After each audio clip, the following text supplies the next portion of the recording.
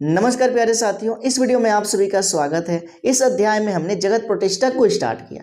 जगत प्रोटिस्टा को भी 5 समूहों में रख करके अध्ययन किया जाता है। कौन कौन? क्राइसोफाइट, डायनोफ्लेजिलेट्स, यूग्लिनाइड, औपंक कवक और प्रोटोजोआ। तो प्यारे साथियों, क्राइसोफाइट और डायनोफ्लेजिलेट्स के बारे में हमने पिछले वीडियो में वर्णन कर रखा है, और यदि आपने उसे नहीं देखा है तो प्लेलिस्ट में वीडियो है, एक बार जरूर देखें। वहां से आगे हम इस वीडियो में वर्णन करेंगे और यहाँ पे सबसे पहले जानेंगे यूग्लिनाइड के बारे में, और उसके बाद से औपंक कवक और प्रोटोजोआ के भी बारे में हम कंप्लीटली जानकारी देंगे। बस आपको वीडियो में शुरू से अंत तक बने रहना है। तो प्यारे साथियों, सबसे पहले हम जान लेते हैं यूग्लिनाइड है क्या। यूग्लिनाइड भी एक प्रोटिस्ट है, यानी कि एक कोशिकीय यूकैरियोटिक इस जीवों का अध्ययन इसमें किया जाता है। और यूग्लिनाइड का सबसे अच्छा उदाहरण है यूग्लिना। क्या है? यूग्लिना। और यूग्लिना के बारे में आप सभी लोगों ने जाना होगा, क्योंकि शुरू से ही बताया जाता है। क्लास 9th में आप लोगों ने पढ़ा होगा कि यूग्लिना को पौधे और जंतुओं के बीच की कड़ी कहा जाता है, यानी कि connecting link between plants and animal. क्या है? यूग्लिना है। और इसी यूग्लिना के बारे में हम यदि अध्ययन कर लेते हैं तो यूग्लिनाइड के भी बारे में हमें संपूर्ण जानकारी मिल जाती है। तो प्यारे साथियों, यहाँ पे हमने यूग्लिना का फिगर बना रखा है, तो ध्यान देना है। यहाँ पे यूग्लिना का ये फिगर है, और यूग्लिना में 2 फ्लैजेला पाया जाता है, जिसकी सहायता से यूग्लिना मूवमेंट करता है, पानी में तैरते हुए एक स्थान से दूसरे स्थान तक जाता है। गति होती है किसके द्वारा? फ्लैजिला के द्वारा। इसमें एक छोटा फ्लैजिला होता है, यानी कि शॉर्ट फ्लैजिलम, और एक लंबा फ्लैजिला होता है, यानी कि लॉन्ग फ्लैजिलम, और इसी के सहायता से यूग्लिना जो है गति करता है। यूग्लिना की जो कोशिका होती है उसको बाहर से एक आवरण घेरे रखता है, बाहर से एक आवरण घेरे रखता है, और उसी को बोला जाता है प्लाज्मा मेम्ब्रेन। इसी को हम लोग सेल मेम्ब्रेन भी कहते हैं। उसके बाद से सेल मेम्ब्रेन पर जो है एक आवरण होता है, जिसकी सहायता से इसको एक निश्चित शेप इसको मिलता है, आकार मिलता है, और वह आवरण किसका है? पेलिकल का है। किसका है? पेलिकल का। जब हम इसके आंतरिक संरचना का अध्ययन करते हैं, आंतरिक संरचना का, तो इसमें हमें मिलता है कंट्रेक्टाइल वैक्यूल। क्या मिलता है साथियों? Contractile vacuole. इसी को हम लोग कहते हैं हिंदी में संकुचनशील रिक्तिका। क्या कहते हैं? संकुचनशील रिक्तिका। इसका कार्य क्या होता है? तो इसका कार्य होता है परासरण नियमन का, परासरण नियमन का। हाँ, नियमन। इसका क्या मतलब? परासरण नियमन का क्या मतलब? तो कोशिका में यदि पानी की अधिकता हो जाती है तो इसी की सहायता से पानी को बाहर निकाला जाता है, और यदि पानी की कमी हो जाती है तो बाहर से अंदर पानी खींचा जाता है। किसके द्वारा? इसी कंट्रेक्टाइल वैक्यूल के द्वारा, यानी कि संकुचनशील रिक्तिका के द्वारा। उसके बाद से ये आपको इस तरह से धब्बे जैसी संरचना दिख रही है, ये क्या है? क्लोरोप्लास्ट है। क्या है? क्लोरोप्लास्ट है, यानी कि हरित लवक है। अब हरित लवक की उपस्थिति का मतलब यही है कि ये प्रकाश संश्लेषण की क्रिया करते हैं और अपना भोजन स्वयं बनाते हैं। हाँ, ये जो है प्रकाश के द्वारा हरित लवक की सहायता से अपना भोजन स्वयं बनाते हैं, यानी कि ये स्वपोषी जीवन व्यतीत करते हैं, स्वपोषी जीवन व्यतीत करते हैं। यदि प्रकाश न मिले इनको, यदि प्रकाश न मिले इनको, तो ये परपोषी जीवन भी व्यतीत करते हैं। क्या? परपोषी। हाँ, समझते रहना है कि स्वपोषी जीवन और परपोषी जीवन ये दोनों व्यतीत करते हैं। अब स्वपोषी कौन होते हैं? पौधे। स्वपोषी कौन होते हैं? पौधे। और परपोषी कौन होते हैं? जंतु। और पौधे और जंतु दोनों के लक्षण इसमें देखने को मिल रहा है, और इसलिए इसको कहा जाता है कि यूग्लिना क्या है? पौधों और जंतुओं के बीच की कड़ी है, बीच की कड़ी है, यानी कि connective link between plants and animal. किसको बोला जाएगा? यूग्लिना को कहा जाएगा। प्यारे साथियों, इसके अंदर एक केंद्रक होता है जिसमें कि जेनेटिक मटेरियल डीएनए पाया जाता है। इसी की सहायता से यूग्लिना के जो आनुवंशिक पदार्थ है एक कोशिका से दूसरे कोशिका में जाते हैं। उसके बाद से यहाँ पे ध्यान देना है, ये जो संरचना दिख रही है इसको बोला जाता है आई स्पॉट यानी कि द्विक बिंदु, द्विक बिंदु।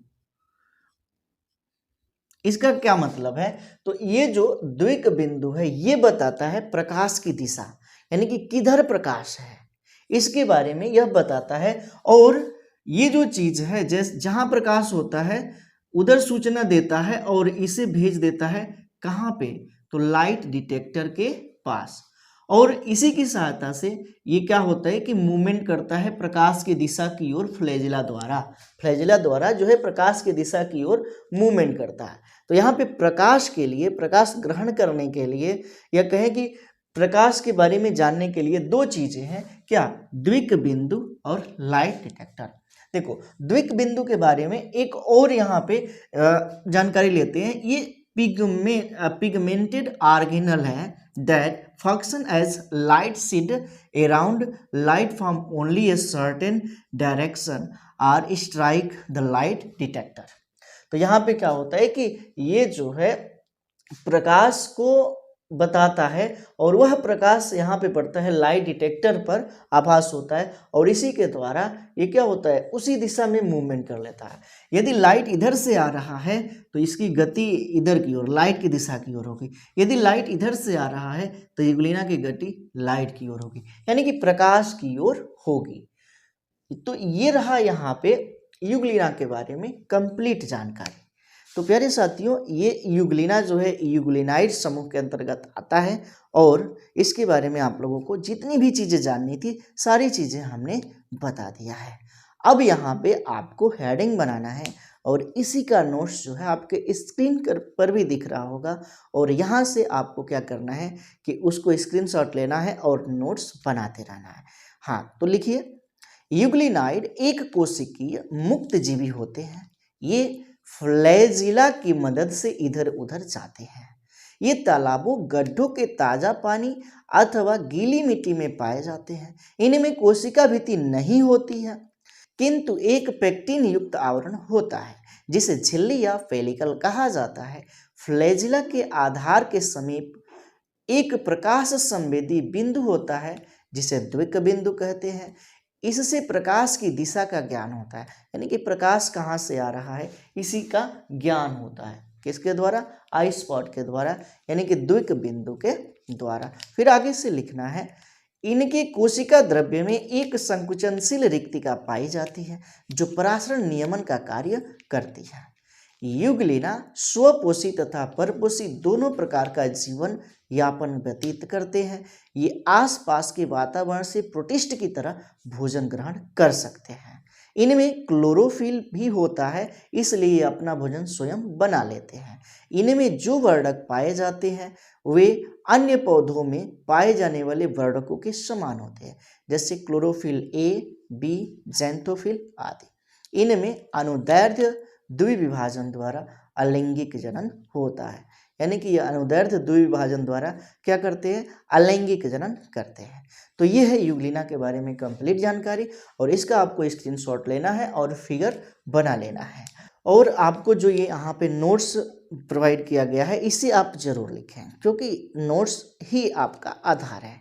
तो प्यारे साथियों आगे बढ़ते हैं और अगला हम लोग समूह जानते हैं प्रोटिस्टा का, जो होगा क्या? जो है अवपंक कवक। प्यारे साथियों अगला समूह आता है अवपंक कवक यानी कि स्लाइम मोल्ड्स। अवपंक कवक चौथा नंबर पे अवपंक कवक स्लाइम मोल्ड्स।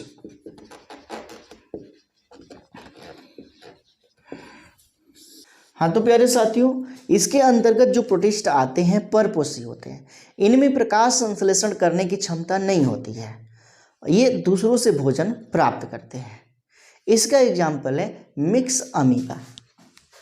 उदाहरण ले लेते हैं, उदाहरण मिक्स अमीबा। ये इसका उदाहरण है। अधिकांशतः ये मृतोपजीवी होते हैं। कवक है तो कवक जो है मृतोपजीवी होते ही हैं। यदि बहुकेंद्रकीय की बात किया जाए तो यहाँ पे एग्जाम्पल आ जाएगा अवपंक कवक के लिए बहुकेंद्रकीय। बहुकेंद्रकीय इसके लिए हो जाएगा प्लाज्मोडियम। क्या चीज़? तो प्लाज्मोडियम। हाँ तो साथियों, बस इसके बारे में यही जानकारी है कि नम स्थानों पर पाए जाते हैं, अधिकांशतः मृतोपजीवी के रूप में मिलते हैं, परपोषी के रूप में जीवन व्यतीत करते हैं और ये प्रकाश संश्लेषण की क्रिया नहीं कर सकते हैं। इसका एग्जाम्पल है क्या चीज, मिक्स अमीबा और प्लाज्मोडियम। तो आपको हेडिंग बना लेना है औपंक कवक, यही चीज़ आपकी स्क्रीन पर भी होगी और वहाँ से आप देख करके जरूर नोट्स बनाएं। और इस चीज़ को हम बोल भी दे रहे हैं, स्लाइम मोल्ड साधारण भूमिय जीव होते हैं जो नम स्थानों पर पाए जाते हैं। इनमें प्रकाश संश्लेषण की क्रिया नहीं होती है और ये परपोषी मुख्यतः मृतोपजीवी होते हैं, या तो ये स्वतंत्र कोशिका के रूप में पाए जाते हैं जैसे मिक्स अमीबा, या बहुकेंद्रकीय अकोशिकीय स्लाइम मोल्ड के रूप में जैसे कि प्लाज्मोडियम। तो ये है औपंक कवक के बारे में जानकारी। अगला आता है प्रोटोजोआ। क्या चीज़, तो प्रोटोजोआ। देखते हैं प्रोटोजोआ के बारे में भी जो भी जानकारी है आपको विस्तार से यहाँ पे दिया जाएगा। अगला समूह आता है प्रोटोजोआ। क्या चीज़, तो प्रोटोजोआ।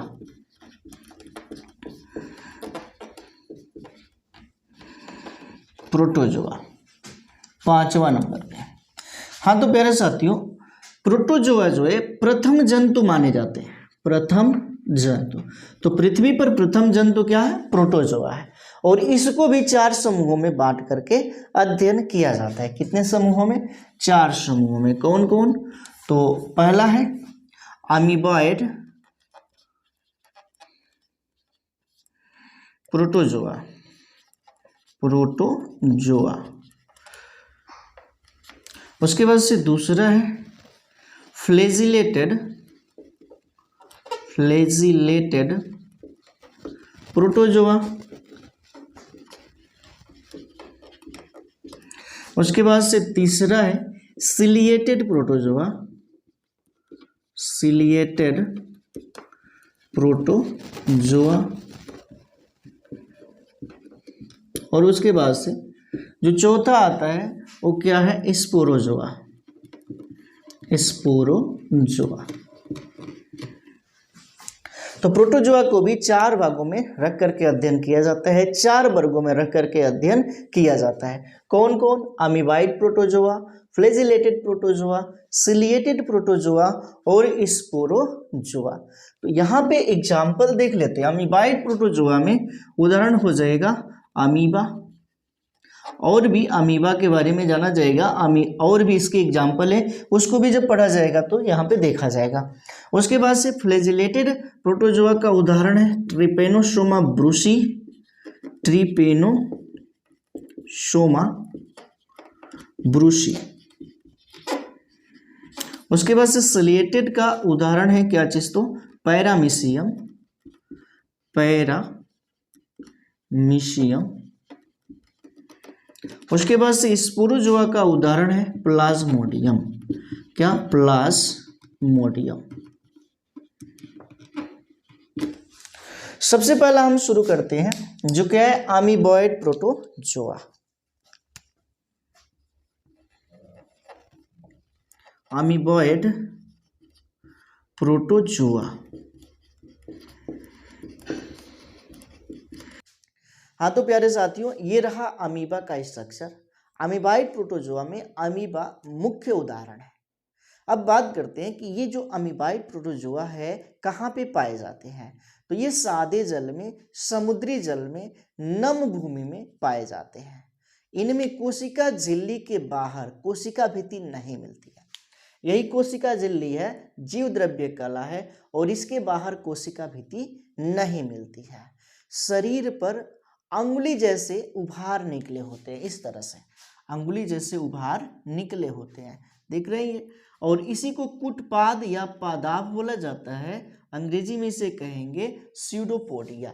इसी की मदद से अमीबा एक स्थान से दूसरे स्थान तक गति करता है, जाता है। और दूसरी बात कि भोज्य पार्टिकल्स को भी अंदर ग्रहण करता है। किसकी मदद से, कूटपाद या पदाब की मदद से। क्योंकि ये जो है निरंतर बनते और बिगड़ते रहते हैं, इसलिए अमीबा का अपना कोई फिक्स आकार नहीं होता है। यहाँ पे क्या होता है कि यदि फूड पार्टिकल्स इसके पादाब के पास आता है तो क्या कर लेता है कि ये अपने पादाब या स्यूडोपोडिया द्वारा फूड पार्टिकल को अंदर कर लेता है और ये फूड पार्टिकल अंदर जा करके फूड वैक्यूल में खाद्य रिक्तिका में परिवर्तित हो जाते हैं, जिसके द्वारा कि उसका पाचन होता है। कोशिका के अंदर पाचन होता है, इसलिए इसको जो है कोशिकीय पाचन कहा जाता है। अब बात करेंगे कि जो ये अमीबा का फूड पार्टिकल्स है वो क्या होता है, अमीबा का भोजन क्या होता है। तो अमीबा का भोजन है अन्य छोटे छोटे प्रोटोजोआ, जीवाणु, शैवाल, ये जो है अमीबा का भोजन है। क्या है? भोजन है। अब यहाँ पे ये है इसका केंद्रक। केंद्रक में जेनेटिक मटेरियल डीएनए पाया जाता है। और दूसरी बात कि अमीबा में संकुचनशील रिक्तिका होती है, जिसको कि कंट्रेक्टाइल वैक्यूल इंग्लिश में कहेंगे।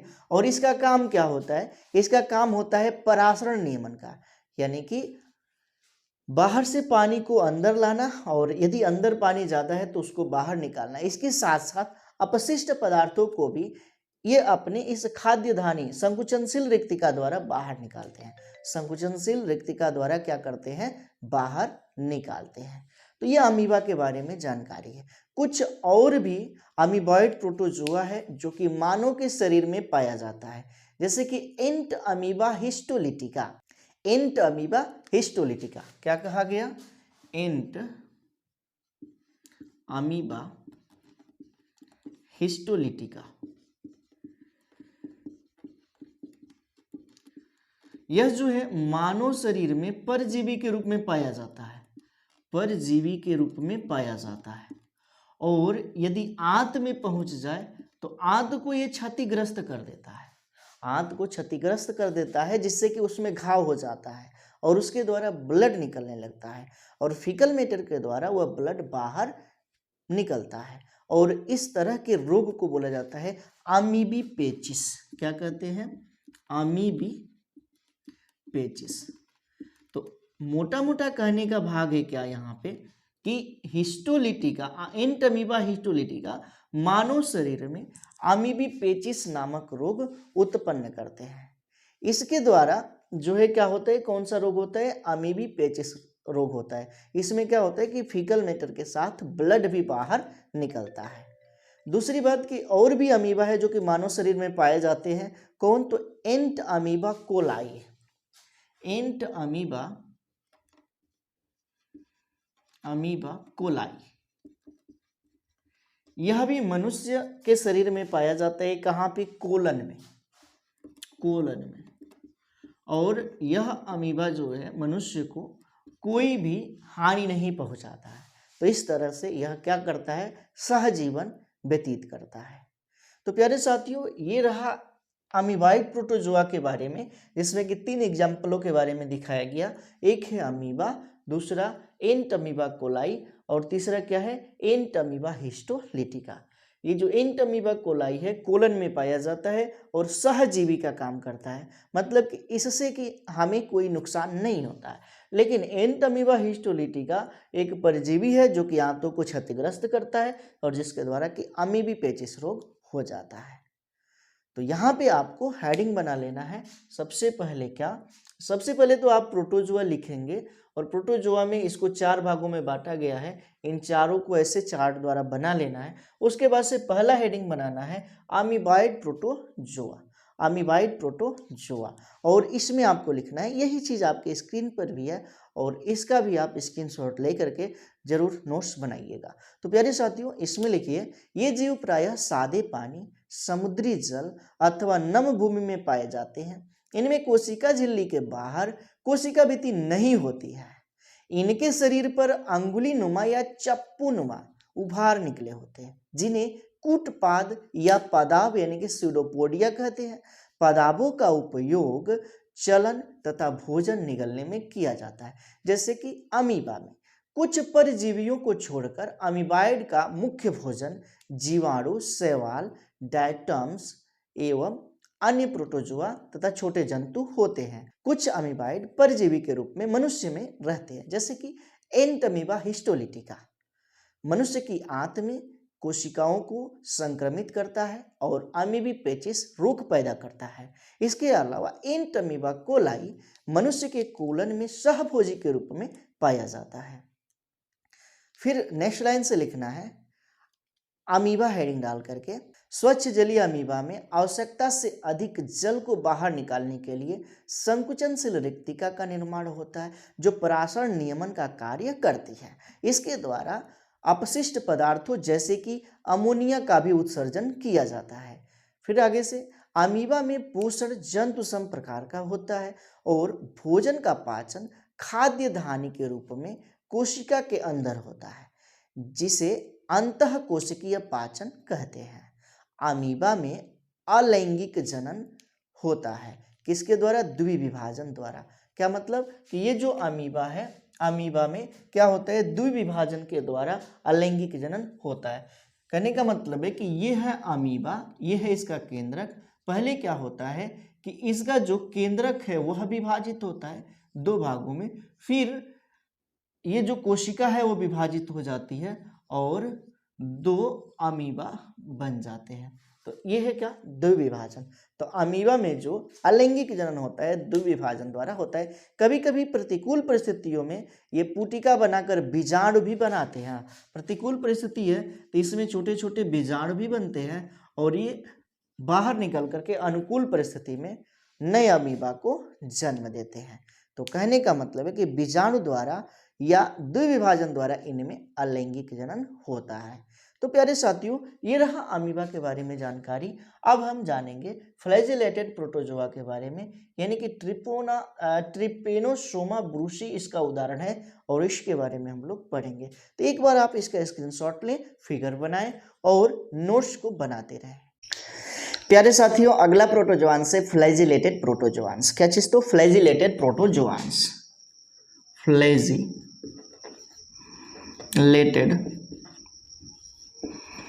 प्रोटोजोआंस।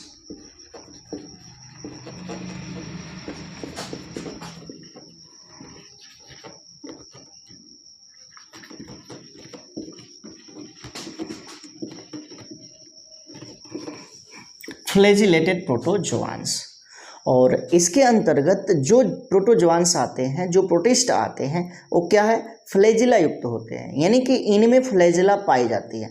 ऐसे प्रोटिस्ट जिनमें फ्लैजिला पाई जाती है उसका अध्ययन फ्लैजिलेटेड प्रोटोजोआंस के अंतर्गत किया जाता है।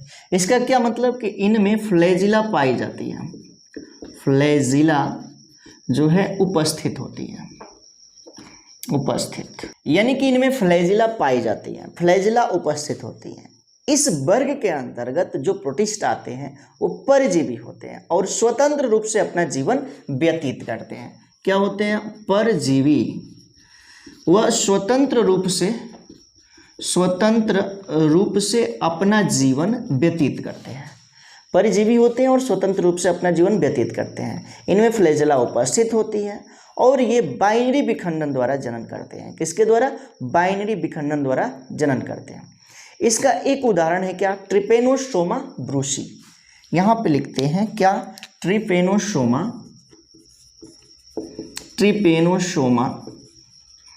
ब्रूसी। हाँ, ट्रिपेनोसोमा ब्रूसी एक ऐसा परजीवी है, एक ऐसा फ्लैजिलेटेड प्रोटिस्ट है जो कि मानव में एक रोग उत्पन्न करता है। उस रोग का नाम है अफ्रीकन स्लीपिंग सिकनेस रोग। क्या? कौन सा रोग उत्पन्न करता है? अफ्रीकन स्लीपिंग सिकनेस रोग उत्पन्न करता है। यानी कि मानव में अफ्रीकन स्लीपिंग सिकनेस रोग जिस परजीवी के द्वारा होता है वो है क्या? Trypanosoma Brucie. और ये किसका उदाहरण है? फ्लैजिलेटेड प्रोटोजोआंस का। यानी कि इनमें फ्लैजिला पाई जाती है और मानव में यह जो रोग उत्पन्न करता है वो क्या है? अफ्रीकन स्लीपिंग सिकनेस रोग। बात करेंगे इसका संचरण का। इस जो परजीवी है यानी कि ट्रिपेनोसोमा ब्रूसी है, इसका संचरण कैसे होता है? संचरण का मतलब है रोगवाहक। क्या चीज? तो रोगवाहक। तो रोगवाहक जो है इसका क्या है? तो एक मक्खी है, वो क्या है? सीसी मक्खी। सीसी मक्खी। यानी कि टिश्यू फ्लाई, सीसी फ्लाई। तो इसके द्वारा क्या होता है कि ये संचरण होता है इसका, और मानव में इसी मक्खी के द्वारा मानव के शरीर में इसे पहुंचाया जाता है, ट्रिपेनोसोमा ब्रूसी का। और मानव में आकर के ये क्या करता है, अफ्रीकन स्लीपिंग सिकनेस रोग उत्पन्न करता है। कौन सा? अफ्रीकन स्लीपिंग सिकनेस रोग। एक और इसका उदाहरण है, वो क्या है? लेशमेनिया। ठीक है, अगला उदाहरण देखते हैं। एक तो ये हो गया, एक है क्या? लेशमेनिया। लेशमेनिया ये क्या है? तो मनुष्य में एक रोग उत्पन्न करता है, वो भी यकृत का रोग। यकृत का रोग। और कौन सा रोग है? कालाजार। ठीक है, कालाजार।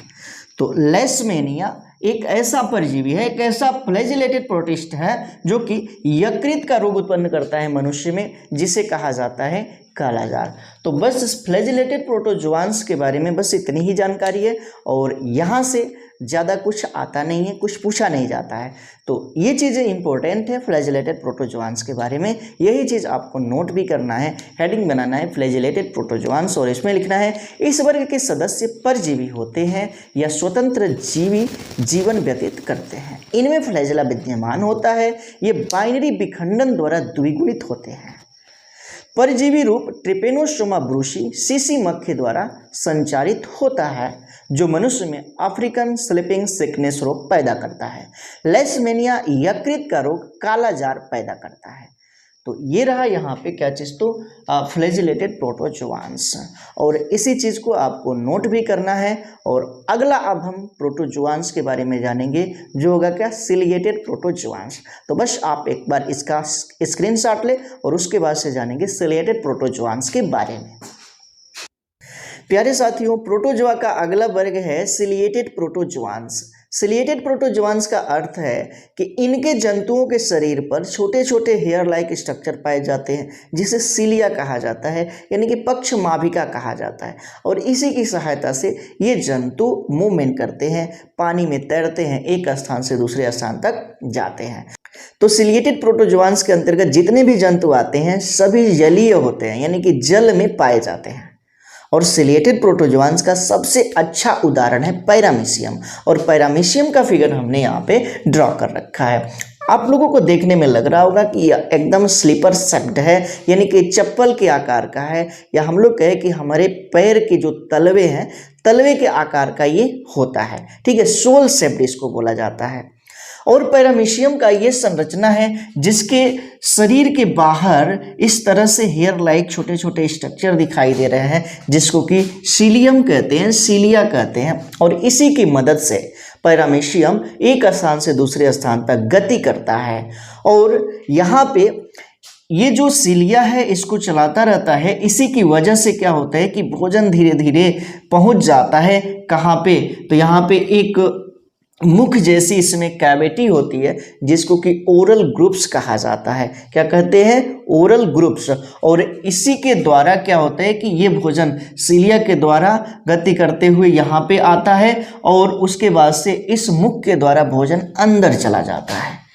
उसके बाद से ये भोजन आता है और सेल के अंदर आने के बाद इस तरह की संरचना बनाता है, और इसको बोला जाता है फूड वैक्यूल, यानी कि खाद्य धानियाँ। इसे ही कहते हैं क्या चीज़? तो खाद्य धानियाँ, जिसमें कि उस भोजन का पाचन होता है। और उसके बाद से धीरे से क्या होता है कि यहाँ पे कोशिका कला के पास छिद्र होता है, उसके माध्यम से क्या होता है कि अपशिष्ट को बाहर निकाल देता है। तो इस तरह से क्या है यहाँ पे कि भोजन ओरल ग्रुप से ग्रहण किया, फूड वैक्यूल में उसका पाचन हुआ, जो आवश्यक पदार्थ है उस पदार्थों को ग्रहण किया, और जो अपशिष्ट है इस छिद्र के माध्यम से क्या कर लिया? बाहर निकाल दिया। पैरामीशियम 2 केंद्रक पाए जाते हैं। कितने? 2 केंद्रक। एक बड़ा केंद्रक होता है और एक छोटा केंद्रक होता है। बड़ा केंद्रक को बोला जाता है मैक्रोन्यूक्लियस। क्या चीज? तो मैक्रोन्यूक्लियस, यानी कि दीर्घ केंद्रक। और जो छोटा केंद्रक है इसको कहेंगे माइक्रोन्यूक्लियस। यहाँ पे अंतर क्या है? यहाँ पे MACRO है और यहाँ पे MICRO है। तो पैरामीशियम में 2 केंद्रक पाए जाते हैं। इसके साथ ही साथ इसमें पाई जाती है कंट्रेक्टाइल वैक्यूल यानी कि संकुचनशील रिक्तिका। ये भी संकुचनशील रिक्तिका है और ये भी क्या है, संकुचनशील रिक्तिका है। और यहाँ पे इसका काम क्या होता है, तो इसका काम के बारे में हमने पहले ही बता रखा है कि जीवों में जब कंट्रेक्टाइल वैक्यूल पाया जाता है जंतुओं में, तो उसका काम होता है परासरण नियमन का। किसका? परासरण नियमन का, परासरण नियमन। और इसका मतलब है क्या कि पानी की मात्रा को नियंत्रित करना। पानी की अधिक मात्रा है कोशिका के अंदर तो उसको बाहर निकालना, और कोशिका के अंदर पानी की कम मात्रा है तो उसको क्या करना, बाहर से पानी को अंदर लाना, यानी किसी को कहते हैं परासरण नियमन। तो इसका काम होता है किसका? परासरण नियमन का। तो यहाँ पे ये जो फिगर बनाया गया किसका है? पैरामीशियम का है, पैरामीशियम। और पैरामीशियम सिलिएटेड प्रोटोजोआंस का सबसे अच्छा उदाहरण है। इसके शरीर पर छोटे छोटे बाल जैसे हेयर लाइक स्ट्रक्चर होते हैं जिसको कि सिलिया कहते हैं, हिंदी में इसी को कहेंगे पक्षमाभिका। उसके बाद से जो बाहर ये जो आवरण दिख रहा है कोशिका का, इसको कहते हैं कोशिका कला। और कोशिका कला पर ही क्या होता है, ये सिलिया यानी कि पक्षमाभिकाएं पाई जाती हैं और इसी की सहायता से पैरामीशियम मूवमेंट करता है, गति करता है।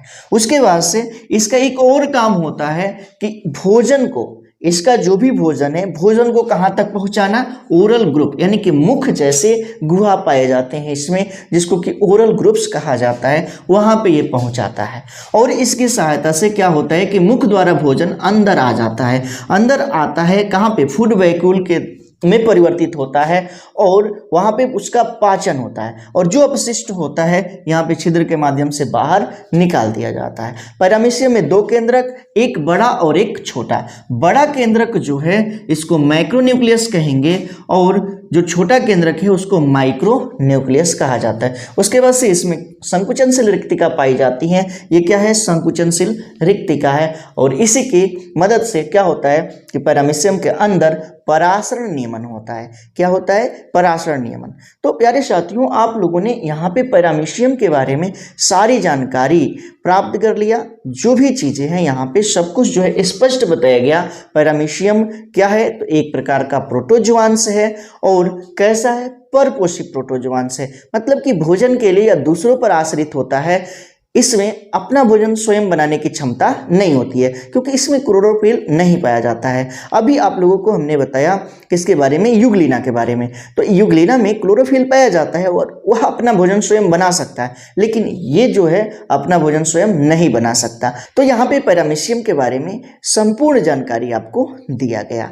अब यही चीज़ आपको नोट भी करना है और इसको फिगर बना लेना है। पहले स्क्रीनशॉट लेना है और फिगर बना लेना है। उसके बाद से आपको क्या करना है? आपको हेडिंग बना लेना है सिलिएटेड प्रोटोजोआंस और इसमें लिखना है ये जलीय एवं बहुत सक्रिय परभक्षी है। सिलिया की उपस्थिति इनका प्रमुख लक्षण है। ये भोजन प्राप्त करने तथा एक स्थान से दूसरे स्थान तक जाने में सिलिया का उपयोग करते हैं। इनमें मुंह रूपी गुहिका होती है जिसको कि बताया गया क्या है? ओरल ग्रुप्स है। सिलिया द्वारा उत्पन्न पानी की लहरों द्वारा भोजन के कण मुंह रूपी गुहिका में चले जाते हैं।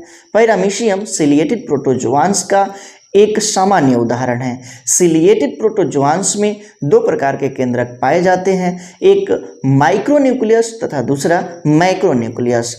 फिर लिखना है पैरामीशियम प्रायः स्थिर जल एवं मंद गति से बहते हुए जल जिसमें सड़े हुए कार्बनिक पदार्थ विद्यमान होते हैं पाए जाते हैं। संकुचनशील रिक्तिका यानी कि कंट्रैक्टाइल वैक्यूल जल का संतुलन बनाए रखते हैं। पैरामीशियम अनुप्रस्थ द्विविभाजन द्वारा अलैंगिक जनन करते हैं, यानी कि पैरामीशियम में जो अलैंगिक जनन होता है वह अनुप्रस्थ द्विविभाजन द्वारा होता है। आगे जब आप क्लास 12 में जाएंगे तो वहाँ पे इसके अलैंगिक जनन के भी बारे में आपको बताया जाएगा।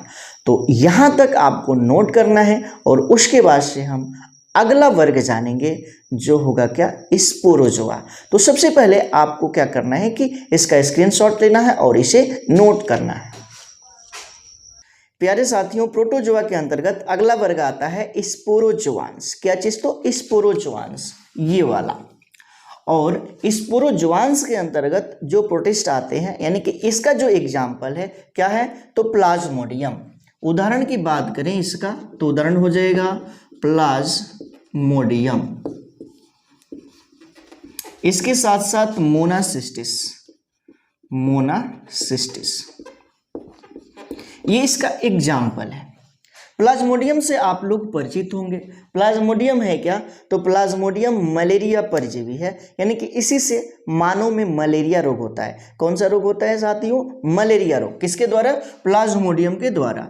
यानी कि ये जो प्लाज्मोडियम है, प्लाज्मोडियम क्या है? मलेरिया परजीवी है, मलेरिया परजीवी।